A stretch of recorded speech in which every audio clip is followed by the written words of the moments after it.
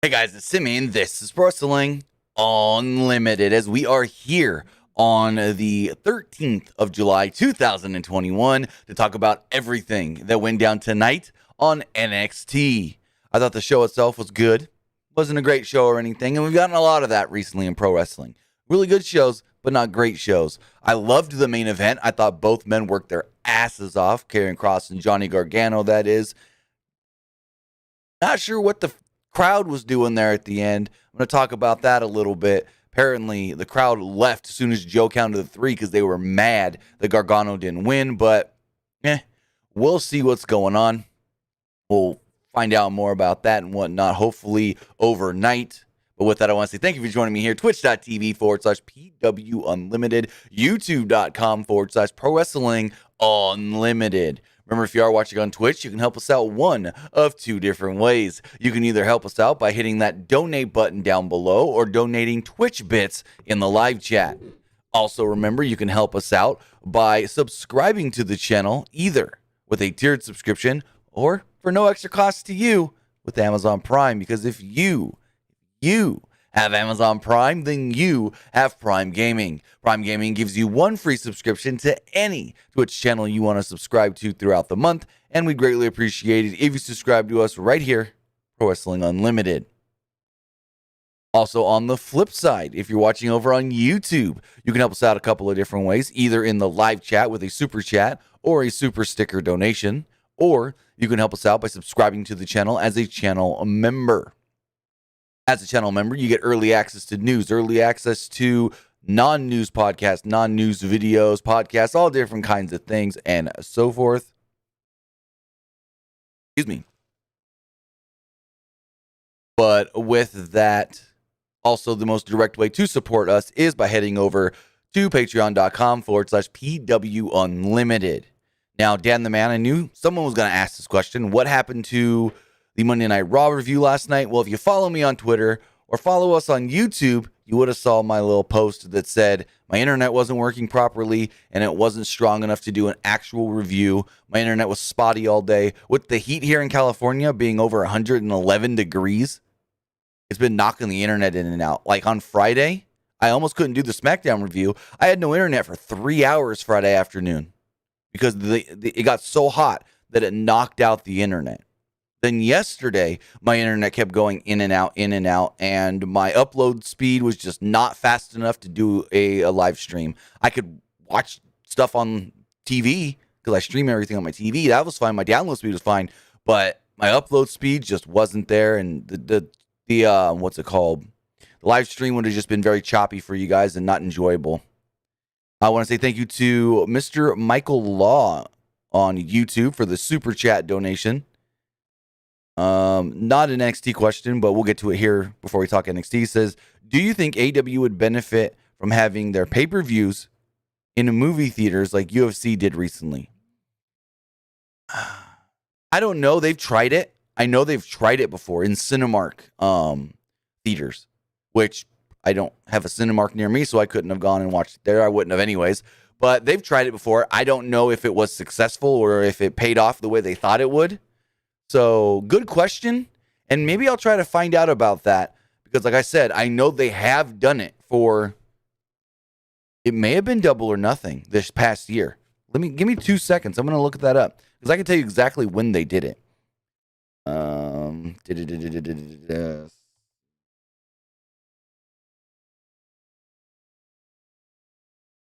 It was for Double or Nothing this year. And yeah, so it was Double or Nothing. Actually, both Revolution and Double or Nothing was shown in Cinemark movie theaters for $20 a ticket. $20 a ticket. And I thought it was a lot when I had to spend $15 to go see Fast 9. No, I take that back. $12.50. It would have been $15 if I went to the Dolby Theater, but I didn't. So they've tried it. They tried it with the last 2 pay-per-views. It looks like maybe they'll try it again with All Out coming out in September. I don't know. we'll have to wait and see. I mean, they did it with Revolution, and it had to have been some sort of a success for them to do it again for Double or Nothing a couple months later. But with that, we've got NXT to talk about.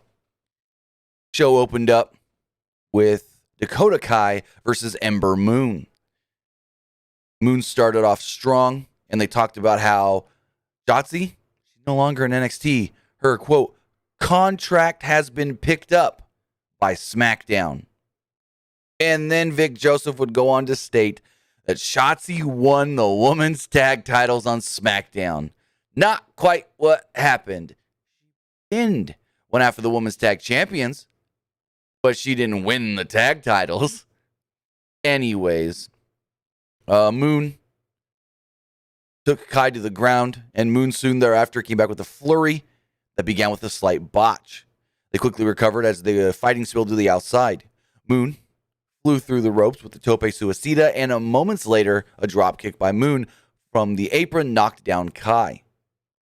Show went to commercial break. We got picture-in-picture. During that break, Moon was posted, and then Kai capitalized by ramming Moon into the post for a second time.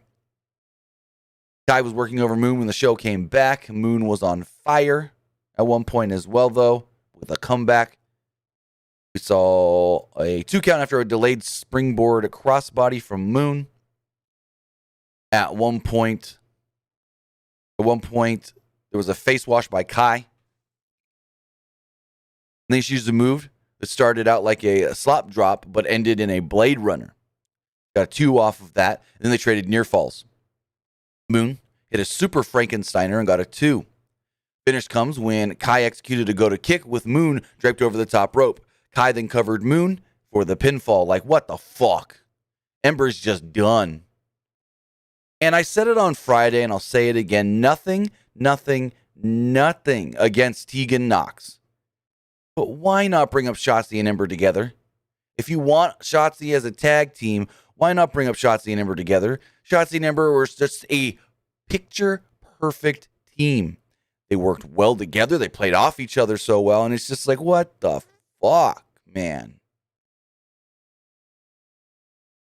So Ember gets out of there. The lights go out. And out comes Xia Li. She marches down to the ring with a purpose. She got right in the abdomen area of Raquel Gonzalez. Like, it's like Kane and Rey Mysterio. She was going to challenge Gonzalez for the championship, saying that you're standing in my way. He then left quickly, basically as quick as she came. Kind of an odd little thing here. And yeah, we know that it leads to a title match next week. Does Xia Li beat Raquel Gonzalez? I highly doubt it. We then got the first part of multiple segments here with Cameron Grimes and LA Knight. Basically, Cameron Grimes showed up to be the butler, and LA Knight said, you ain't coming in here looking like that. You look like you're ready to clean the toilets. Meet me in the back. And they do a little bit of a makeover on Cameron Grimes. Really, they didn't do nothing but put his hair in a ponytail and push down his beard. Maybe trim the beard a little. I don't know. He then gave Grimes a suit to wear. And Grimes made a joke saying, man, I look pretty good. Malcolm Bivens and the Diamond Mine were shown in a video from social media earlier in the day. Basically, they said that no one can beat them. Tyler Rust is looking for a challenge, and up comes Bobby Fish. Bobby Fish says, I take this open challenge. And then they teased Roderick Strong versus Bobby Fish, seemingly coming soon. That match was next. Tyler Rust with the Diamond Mine against Bobby Fish. Fish was fighting off Rust here early, as Rust did have the early advantage. Fish, though, came back with an exploder suplex into the ropes. Strong jumped on the apron to cause a slight distraction that allowed for a sneak attack by Rust with a chop block on Fish. Rust then nailed Fish with a Yoshihiro Tajiri buzzsaw kick and then pinned him. Pretty quick match. Like, way faster than I expected. The Diamond Mine surrounded Fish after the match. They were closing in on attacking him when NXT Cruiserweight Champion Kushida would run down and make the save. Diamond Mine backed down and left the ring. This set up a tag team match where next week it'll be Kushida and Bobby Fish against, I believe it's, let me double check. I believe it's Rust and Strong, because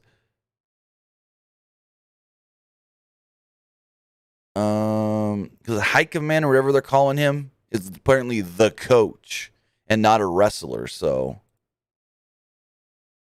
yeah, Roderick Strong and Tyler Rust.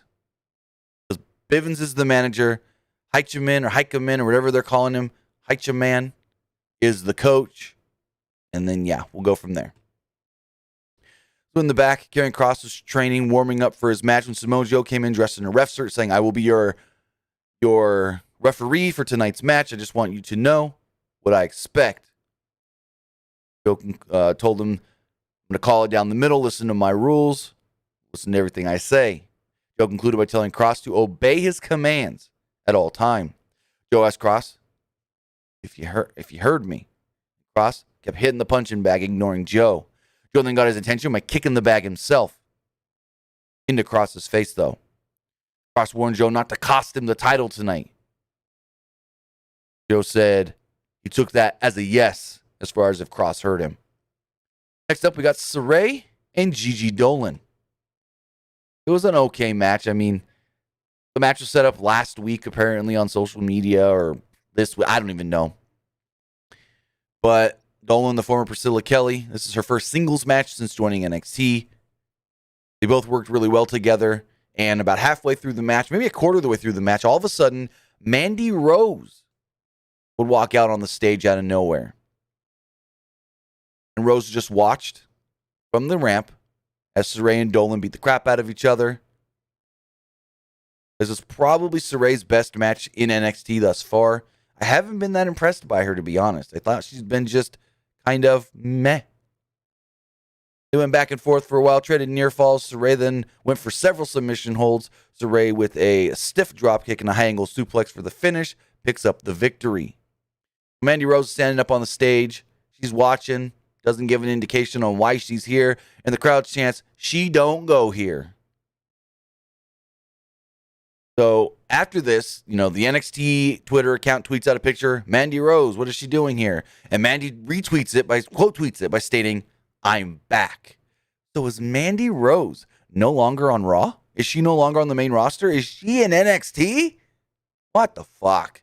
Out of nowhere. She's just back in NXT now. She said, "I'm back." So I assume that means she's in NXT, no longer on the main roster. What does that mean for Dana Brooke? We'll have to wait and see. I do not know. Very odd, very weird, very out of nowhere. As 2 weeks ago, maybe? When was it? Yeah, 2 weeks ago, she was in a 6-woman tag team match on Raw, still trying to go after the women's tag titles. So, very, very, very odd and out of nowhere.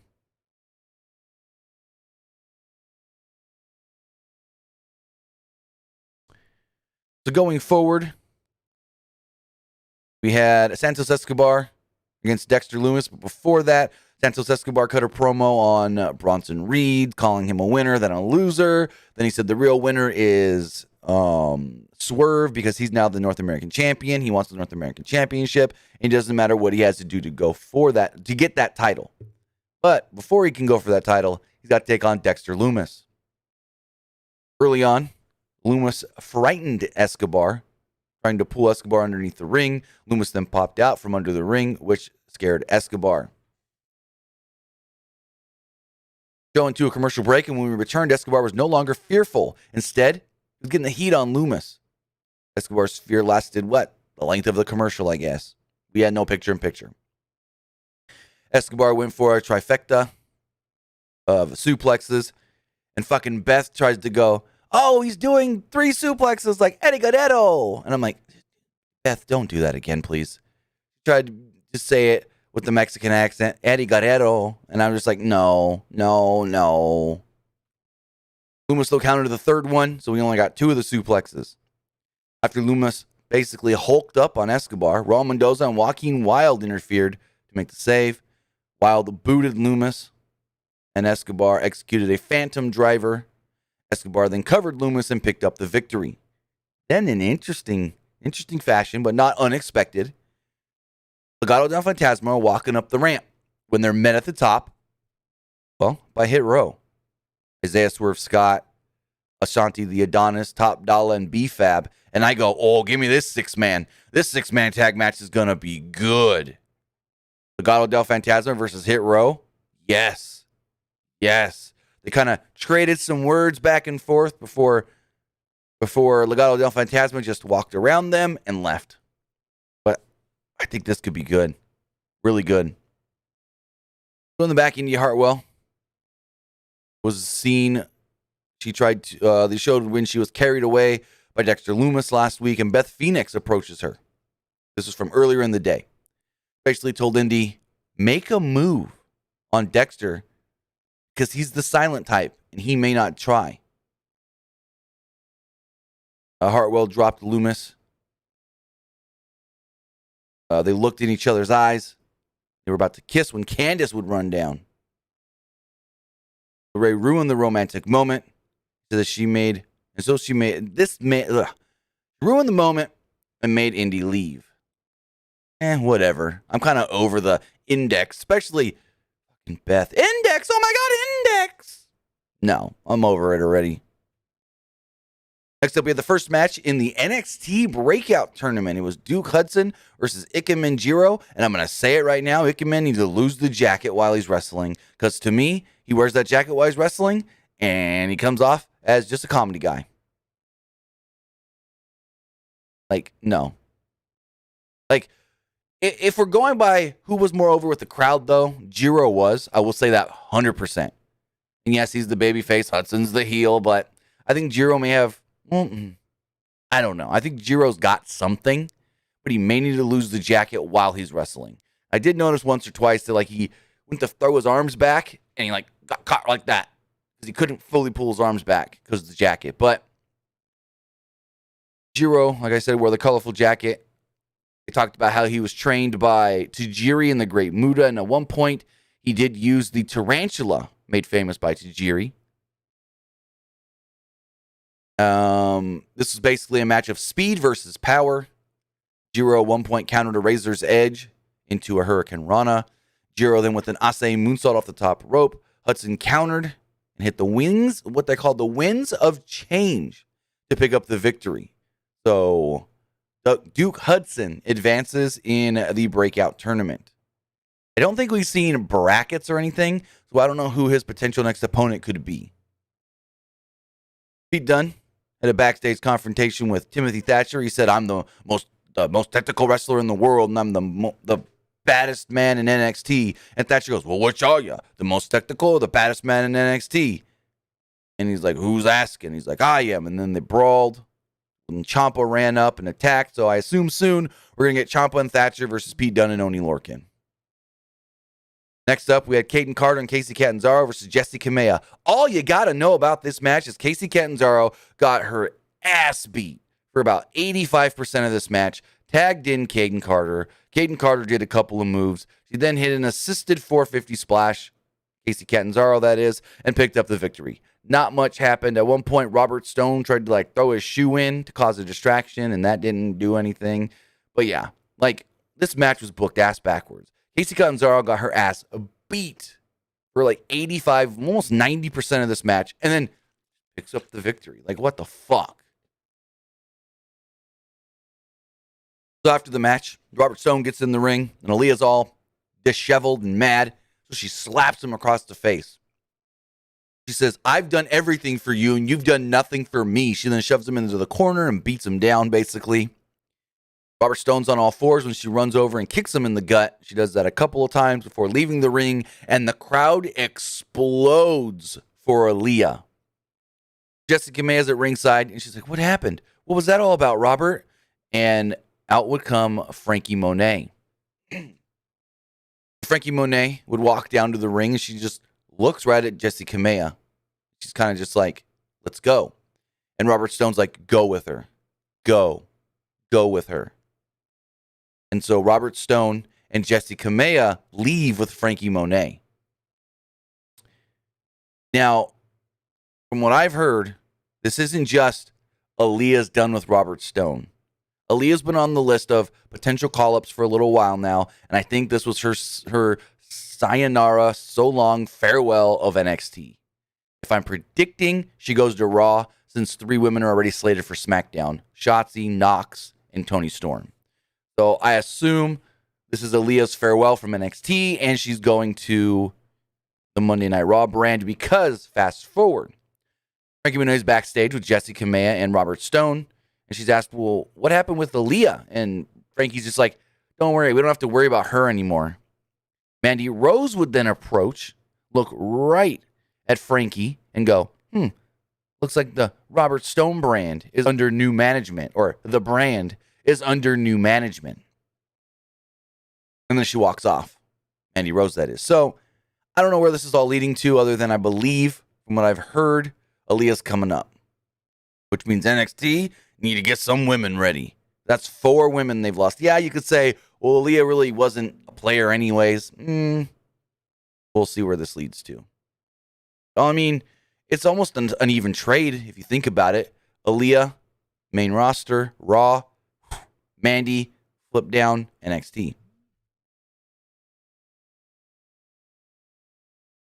Going forward, where was I?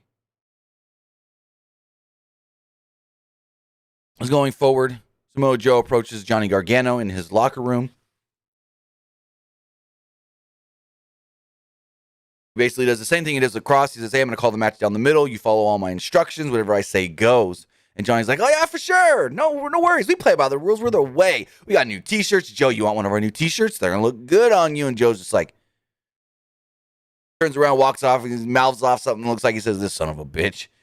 He walks out of the room, and boom, there's Pete Dunne. They just have a stare down, and that's it. Let me get part 2 of Cameron Grimes and LA Knight. Joke was on Knight. Grimes paid a kid to do the chores. He said, hey, what the hell are you doing just sitting here? He's like, don't worry. I'm a millionaire. I know how to delegate. He said, I got a kid to do everything. And LA Knight's pissed. He goes, no, you're the butler. You do the chores. Kid, get over here. And then they kind of tried to reenact some Ted DiBiase sticks. Basically, Cameron Grimes is like, what do I owe you, kid? $500? And LA Knight's like, you ain't paying him anything. And he knocks the money out of the hand of Cameron Grimes. The kid kicks him in the shin. He says, oh, I got a no-kid policy on my property. Get out of here. And the kid runs away. LA Knight's like, I'm sorry, Mr. Knight. Let me clean this up for you. And he knocks LA Knight with the rake into the pool. And yeah, whatever. It's kind of funny, I guess. All of a sudden, Adam Cole makes his way out to the ring, and he says, I told you so. That I beat Kyle O'Reilly at NXT No Great American Bash. And just so you guys know, Kyle O'Reilly's win doesn't count because it was an unsanctioned match. He starts going on. He says something about Samoa Joe and then says, there's no threat to me with Joe. Also, there's nobody man enough to face me in the back. Nobody would come out here and challenge me, and out would come Bronson Reed. Bronson Reed would come out and say that Cole, he's the master of mind games. He's the golden child, the golden goose of NXT. But Adam Cole could also be his golden opportunity if he can take him out. This would then lead to Adam Cole trying to go for a super kick on Reed. Reed caught the leg. Reed hit him with a lariat. Well, tried to hit him with a lariat. Cole ducked the clothesline and ran out of the ring before Reed splashed him. Adam Cole then went to run up the ramp, but as he got to the bottom of the ramp, out would come Joe. Cole froze. Joe would walk down.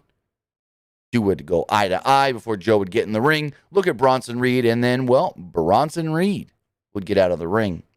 I don't know what this means for Bronson Reed coming to the main roster, though, since they are doing more with him. I mean, he's going to have a match with Adam Cole here coming up soon, I assume. But my question is, well, I mean, I kind of get it, but why isn't he concerned about going back after that North American title? You know what I mean? I guess they've moved on from that.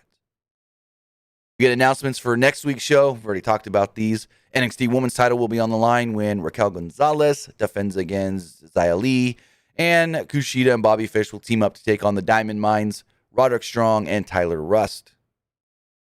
We then got that Frankie Monet, Mandy Rose segment that we talked about already. And then we move on to our main event. I loved this match. It was Karrion Kross with Scarlett defending against Johnny Gargano. And Johnny came out by himself. He told Joe earlier when Joe was like, follow my rules. Whatever I say goes. And he's like, hey, don't worry about it. I'm even going to go out there by myself. And he did. And nobody from the way came down to help. Gargano was on the attack early, like before the bell even rang. But Kross fought off Gargano. Kross then suplexed him. Gargano countered Kross, and Gargano did a senton off the apron. Kross no-sold it and mowed down Johnny. Gargano sidestepped the charge, and Kross crashed into the steps. Kross then shook it off quickly and gave Gargano a tree slam into the announce table. Gargano's back at the edge of the desk and looked very painful. The match then went through a picture-in-picture break. Gargano was pummeled during the break. Gargano made a comeback after the commercial, leading to a 2 after a slingshot spear by Gargano. A tope suicida from Gargano also got the crowd in his favor, and we expected this. The crowd was going to be behind Johnny, even though he's maybe the heel. I don't know. Kross then cut off Gargano, and Kross delivered more suplexes. Gargano was able to counter Kross, but Kross mowed him down yet again. Yet, Gargano managed to counter a DDT to a DDT of his own for a near fall. Gargano then took a choke slam, but came back with a super kick.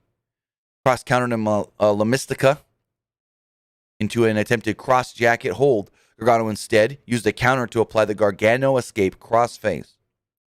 Kross powdered out and did an airplane spin, and Kross applied a sleeper for the finish, but it wasn't the finish because Gargano managed to get to the ropes. Kross refused to break the hold. Joe pulled Kross off of Gargano and told him, if you do that again, I'm going to disqualify you. Kross didn't listen and just walked away from Joe. Kross instead pushed Gargano around some more. Kross grabbed Gargano by the throat and repeatedly slammed him into the barricade. Kross picked up a section of the ring steps. He was going to smash him onto Gargano when Joe grabbed the ring steps out of his hands and threw him down. Gargano was then able to DDT Kross on the floor. Gargano then went for a slingshot DDT, but Kross kicked out at 2. Kross nailed Gargano with a strike, and Kross hit several power bombs, like, 5 or 6. He then hit Gargano with a Saito suplex. Gargano was on rubbery legs. Kross again clubbed Gargano with some strikes from behind. Kross then covered him and pinned him to pick up the victory. Karrion Kross retains the NXT Championship.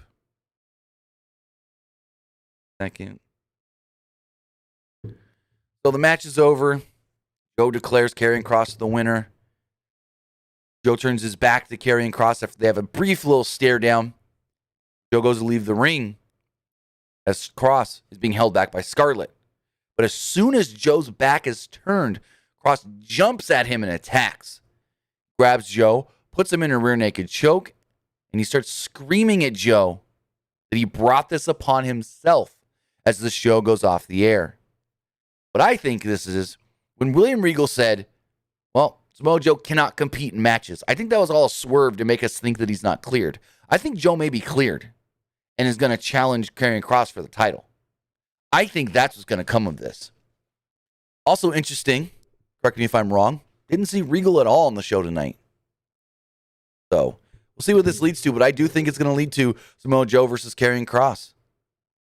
Also want to say thank you to Jack Dawson for the super sticker donation. Really do appreciate that. But with that, remember, if you want to be part of tonight's show, you can do so by texting in to 510-906-1341. Again, that number is 510-906-1341. But before we do that, let's check the polls on both Twitch and YouTube. Twitch poll here. 60% of you thought that NXT was just all right tonight, and 40% of you didn't like the show. Wow. Really different on the YouTube poll, though. 82% of you in the YouTube poll liked tonight's NXT. 15% thought it was just all right, and 3% did not like it. As far as the text messages do go,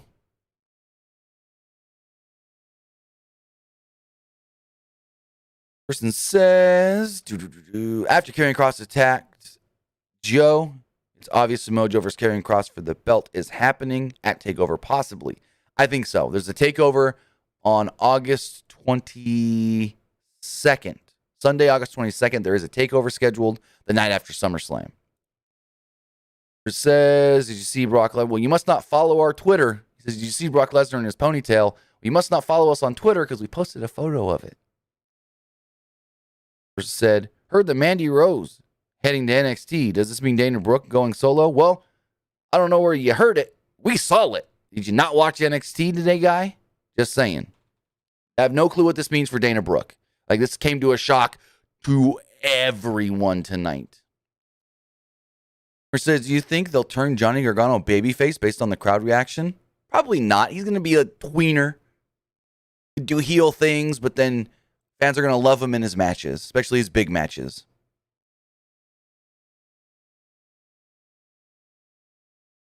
Or says, what do you think happens with Joe and Kross? Personally, I would like to see Joe be the one who dethrones Kross to become NXT champion. Now, here's the thing. The reason I think Joe is cleared is because Joe has gotten too physical to not be. WWE, when you're not cleared, they don't like you to do anything. They don't even like you to get shoved just in case you get hurt more. So for Joe to put Adam Cole in the rear naked a couple weeks ago, to get put in the rear naked tonight, this bastard's got to be cleared.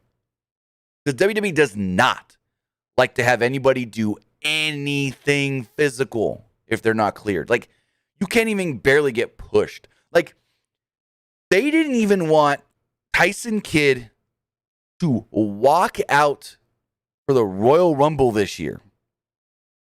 No, last year in Arizona. He pitched this.